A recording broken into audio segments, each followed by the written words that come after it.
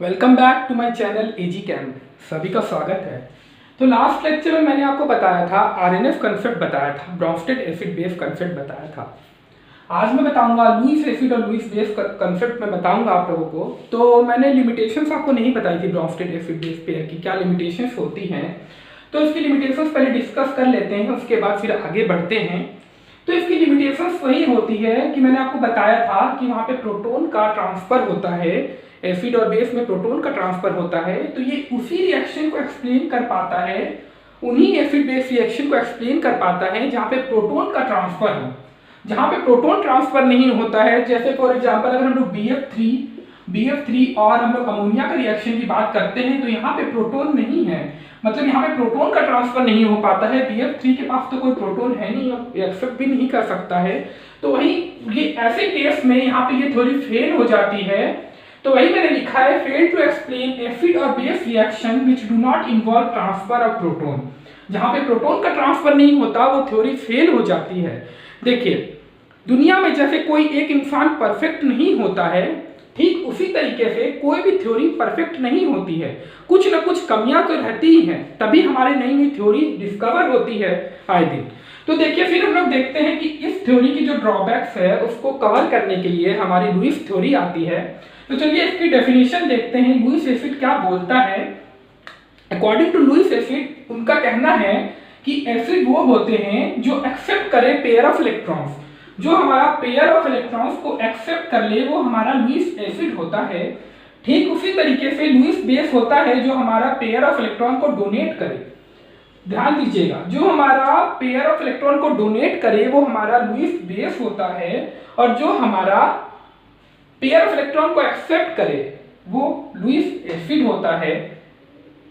देने वाला यहाँ पे बेस है, लेने वाला यहाँ पे लुईस एसिड है। ठीक है, तो प्राइमरी रिक्वायरमेंट लुईस थ्योरी की मैं आप लोग को बता देता हूं। लुईस थ्योरी की प्राइमरी रिक्वायरमेंट है कि यहाँ पे कोऑर्डिनेट बॉन्ड का फॉर्मेशन होता है। ध्यान दीजिएगा, कोऑर्डिनेट बॉन्ड का फॉर्मेशन होता है। ये इसके बाद में लिमिटेशन भी बन जाती है, और मैं बाद में बताऊंगा लिमिटेशन। कोऑर्डिनेट बॉन्ड का फॉर्मेशन होता है यहाँ पे। आइए चलिए थोड़ा आगे बढ़ते हैं, देखते हैं कि कौन से मॉलिक्यूल्स हमारे लुईस बेस होंगे, कौन से मॉलिक्यूल्स हमारे लुईस एसिड होंगे। नोट करना है तो वीडियो स्टॉप करके कर लीजिए आप लोग, आगे बढ़ रहा हूं मैं। तो देखिए, मैंने अभी बताया है कि बेस वो होते हैं जो हमारा लोन पेयर डोनेट करे इलेक्ट्रॉन पेयर हमारा डोनेट करे। तो कौन कौन से मॉलिक्यूल लुईस बेस होंगे आप लोग सोचिए, जिनके पास पेयर ऑफ इलेक्ट्रॉन्स को डोनेट करने के लिए वो हमारा लुईस बेस की तरह काम कर सकता है। तो हम लोग लिख सकते हैं लुईस बेस में, हम लिख लीजिए कि कौन कौन से लुईस बेस होंगे। तो simple molecules containing lone pair of electrons, simple molecules containing lone pair of electrons. ऐसे कंपाउंड का नाम बताइए, ऐसे मॉलिक्यूल्स का नाम बताइए कौन कौन से होते हैं। तो हमारा होता है अमोनिया, अमोनिया को ले सकते हैं, और बताइए वाटर हो सकता है, H3OH हो सकता है, सब में लोन पेयर है, इसके पास भी लोन पेयर, इसके पास भी लोन पेयर। ठीक है, और कौन से कंपाउंड और कौन से मॉलिक्यूल हो सकते हैं हमारे बेस की तरह, कौन से काम कर सकते हैं। तो एनायन भी तो काम कर सकते हैं। जितने भी एनायन होते हैं, जैसे हमारा Cn नेगेटिव होता है, हमारा Cl नेगेटिव होता है, F नेगेटिव होता है, ये सब हमारा OH नेगेटिव होता है, ये सब हमारा लुईस बेस की तरह काम करते हैं। चलिए, ये तो बात हो गई लुईस बेस की। अब कौन कौन से मॉलिक्यूल्स एसिड की तरह काम करते हैं वो भी देख लेते हैं, जरा ये नोट कर लीजिएगा। तो एसिड की तरह कौन कौन से मॉलिक्यूल काम करते हैं वो देखते हैं। चलिए,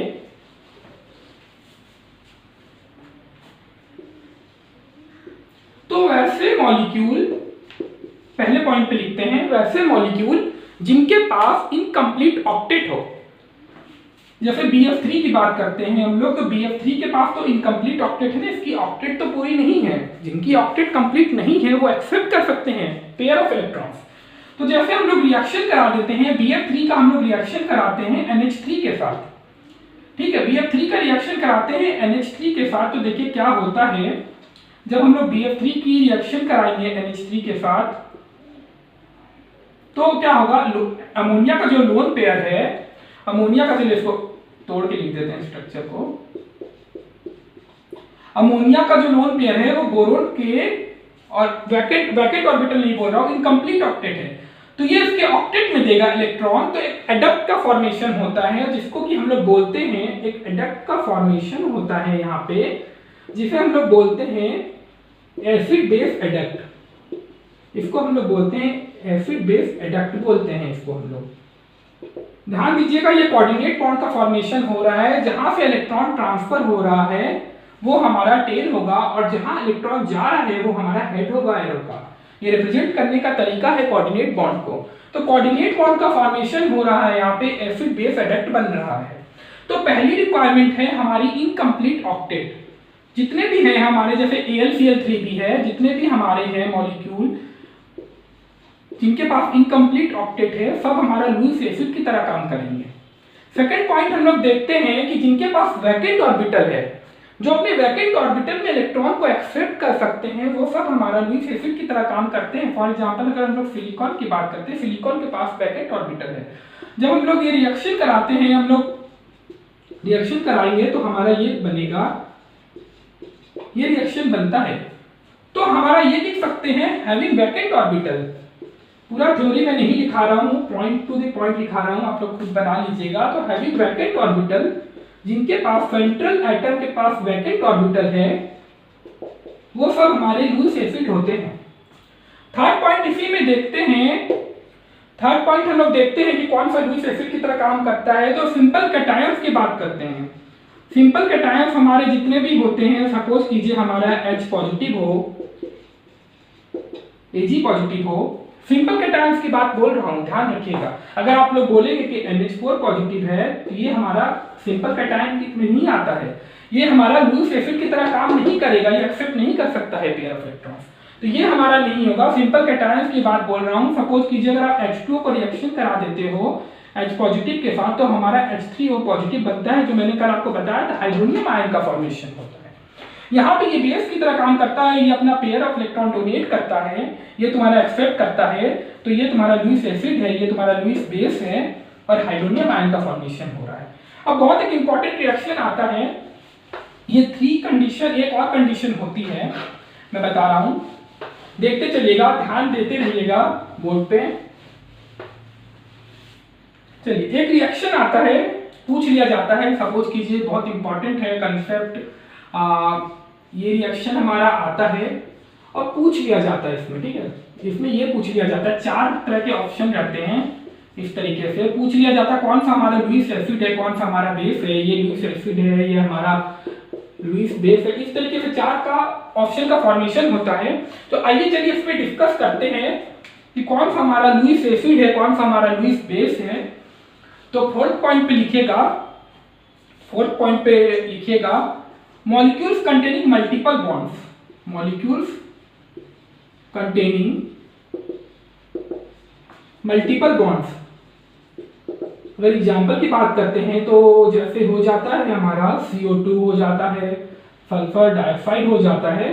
आइए देखते हैं, ये तो क्लियर हो गया कि ये हमारा लुईस एसिड है और ये हमारा लुईस बेस है, और किस तरीके से मैकेनिज्म फॉलो होती है वो देखते हैं। ये रिएक्शन इंपॉर्टेंट है, जब भी लुईस स्टोरी का अगर मॉडल पूछा जाए तो इसी रिएक्शन पे पूछा जाता है, जनरली बोर्ड पे भी आता है एक्सप्लेन करने। तो आइए देखते हैं।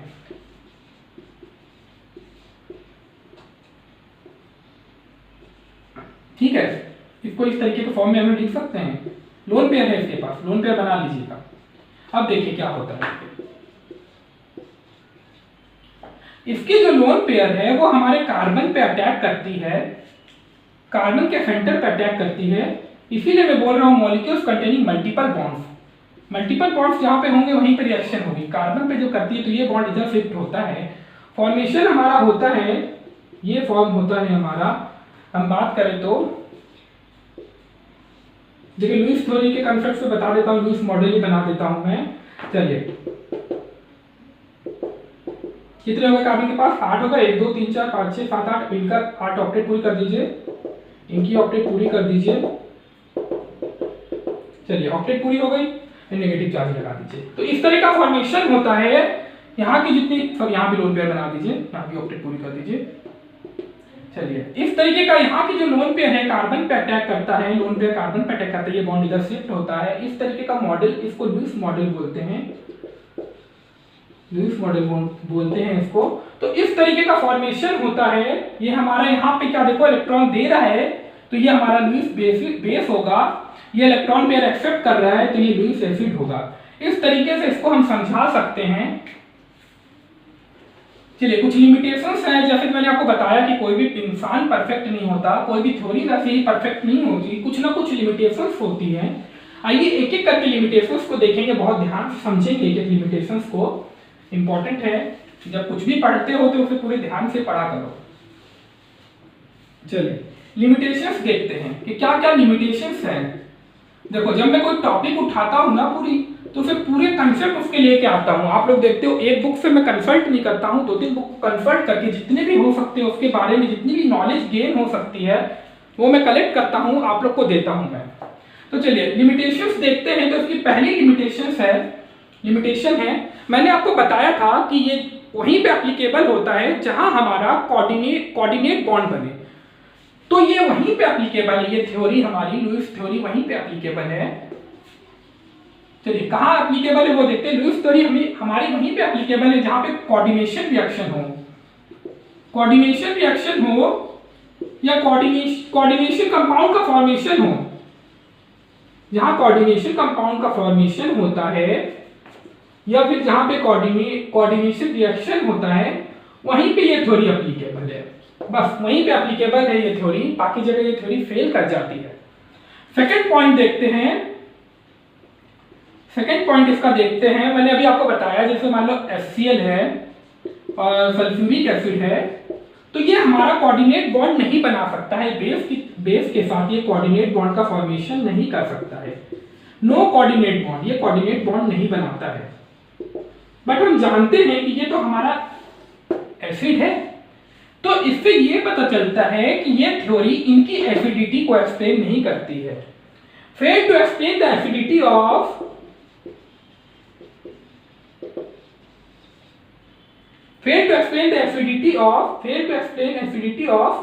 HCl and sulphuric acid. इनकी एसिडिटी को ये थ्योरी एक्सप्लेन नहीं कर पाती है क्योंकि ये हमारा बेस के साथ कोऑर्डिनेट बॉन्ड का फॉर्मेशन नहीं करता है। इसीलिए इस थ्योरी के अकॉर्डिंग हम इनको क्लासिफाई नहीं कर सकते अकॉर्डिंग टू एसिड और बेस। ठीक है। थर्ड पॉइंट इसका आता है, कैटालिटिक प्रॉपर्टी को एक्सप्लेन नहीं करता है। हम लोग जानते हैं कि हम लोग AlCl3 को, जैसे AlCl3 है और BF3 है, तो इसको हम लोग एसिड के तौर पे यूज करते हैं बहुत जगह पे। हम लोग फिडरक्रॉफ्ट रिएक्शन वगैरह में भी एसिड की तरह कैटलिस्ट की तरह यूज करते हैं इसको। बट ये कैटालिटिक प्रॉपर्टी को एक्सप्लेन नहीं कर पाता है, फेल कर जाता है वहां पे, क्योंकि मोस्टली बोला जाता है कोई भी एसिड की जो कैटालिटिक प्रॉपर्टी होती है ना, वो उसके H पॉजिटिव की वजह से होती है। और तुम देख सकते हो यहाँ पे कोई H पॉजिटिव नहीं है, तो हम लोग बोल सकते हैं कि यहाँ पे ये थोड़ी फेल कर जाती है, इनकी कैटालिटिक प्रॉपर्टी को एक्सप्लेन नहीं कर पाती है। अगर फोर्थ पॉइंट की बात किया जाए तो इसकी क्या लिमिटेशन है। फोर्थ पॉइंट ये कहता है कि तुम्हारी relative strength of weak acid और बेस नहीं बता सकता। कौन सा एसिड हमारा कितना वीक है, कौन सा कितना स्ट्रॉन्ग है, ये नहीं बता पाता है। तो हम लोग ये लिख सकते हैं, fail to explain the acidity of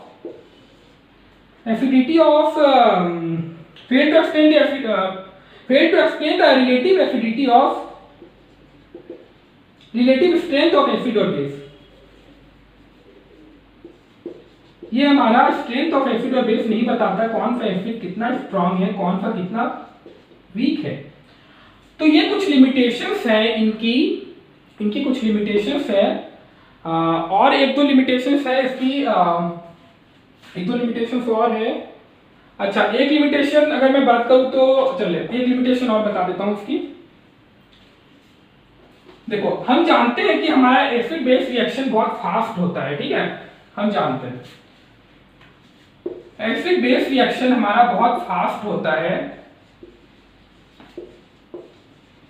but देखा जाए तो हमें यह भी पता है कि हमारा जो कोऑर्डिनेशन रिएक्शन होता है, जहां कोऑर्डिनेट बॉन्ड का फॉर्मेशन होता है, कोऑर्डिनेशन रिएक्शन बहुत स्लो होता है। तो according to this theory coordination reaction हमारा स्लो होता है। तो देखो यहाँ पे एसिड बेस रिएक्ट करता है अकॉर्डिंग टू दिस थ्योरी, तो कोऑर्डिनेशन रिएक्शन मतलब कोऑर्डिनेट बॉन्ड का फॉर्मेशन होता है और वो बहुत स्लो होता है, बट हम जानते हैं कि एसिड बेस रिएक्शन हमारा फास्ट होता है। तो ये थ्योरी यहाँ पे फेल कर जाती है, ये बहुत फास्ट होता है बट ये रिएक्शन कहता है कि ये बहुत स्लो होता है, ये थ्योरी कहती है। तो यहाँ पे ये थ्योरी फेल कर जाती है, ये एक्सप्लेन नहीं कर पाता एसिड बेस रिएक्शन फास्ट होता है, ये फेल हो जाती है, यहाँ पे एक्सप्लेन नहीं कर पाता कि क्यों ऐसा हो रहा है। तो ये कुछ लिमिटेशंस है, इतना काफी है आपके लिए, 5 लिमिटेशंस में बता दिया हूँ, उतना मोर देन इनफ है जानने के लिए, और इससे ज्यादा पूछा भी नहीं जाता। तो इन 5 लिमिटेशंस को ध्यान रखिएगा। चलिए, एक कंसेप्ट आता है बोनस नॉलेज करके लिख लीजिएगा, जैसे कल मैं बता रहा था उसी तरीके से आज फिर बताता हूँ। बोनस नॉलेज करके लिख लीजिएगा, एडिशनल नॉलेज है। चलिए, बोनस नॉलेज करके लिखिएगा।